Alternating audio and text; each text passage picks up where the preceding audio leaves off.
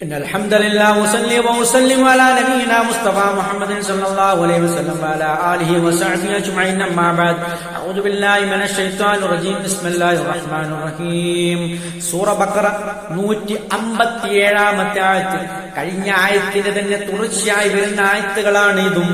ഉലൈക അലൈഹിം സലവാത്തും മിൻ റബ്ബിഹിം, ഉലൈക അക്കൂട്ടർ, അതായത് എന്തെങ്കിലും മുസീബത്ത് ബാധിച്ചു കഴിഞ്ഞാൽ ഇന്നാ ലില്ലാഹി വ ഇന്നാ ഇലൈഹി റാജിഊൻ എന്ന തർജീഹത്ത് ചൊല്ലുന്നവർ, അലൈഹിം അവരുടെ മേലുണ്ട്, സലവാത്തും മിൻ റബ്ബിഹിം അവരുടെ റബ്ബിങ്കൽ നിന്നുള്ള അനുഗ്രഹാശിസ്സുകളുണ്ട്, അനുഗ്രഹാശിസ്സുകൾ അവർക്കുണ്ട്. അവിടെ റബ്ബിങ്കൽ നിന്നുള്ള റഹ്മത്തുണ്ട്, കാരുണ്യമുണ്ട്. ഉലൈക ഹുമുൽ മുഹ്തദൂൻ, അക്കൂട്ടർ തന്നെയാണ് ഹുമുൽ മുഹ്തദൂൻ, സന്മാർഗം പ്രാപിച്ചവർ അവർ തന്നെയാണ്. എന്താണ് ഈ പറഞ്ഞതിന്റെ അർത്ഥം?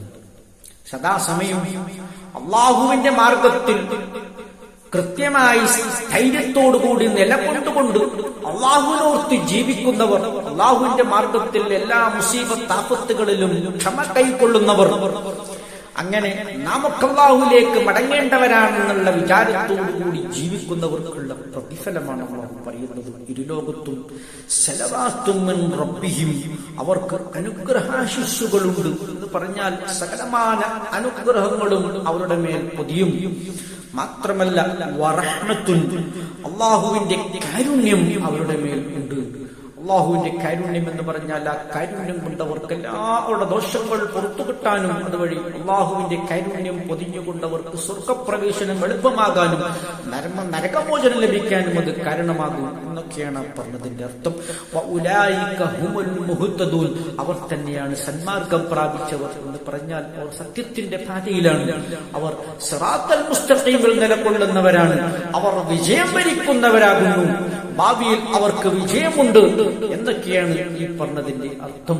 അപ്പോൾ നാം എപ്പോഴും സദാസമയം അള്ളാഹുവിനെ ഓർക്കുന്നവരും അള്ളാഹുവിനെ കൊണ്ട് തൃപ്തിപ്പെടുന്നവരും അള്ളാഹുവിന്റെ മാർഗത്തിൽ ക്ഷമ കൈക്കൊള്ളുന്നവരുമാകണം എന്നാണ് ഈ ആയത്തുകളിൽ കൂടിയെല്ലാം അള്ളാഹു നമുക്ക് നൽകുന്ന സന്ദേശം.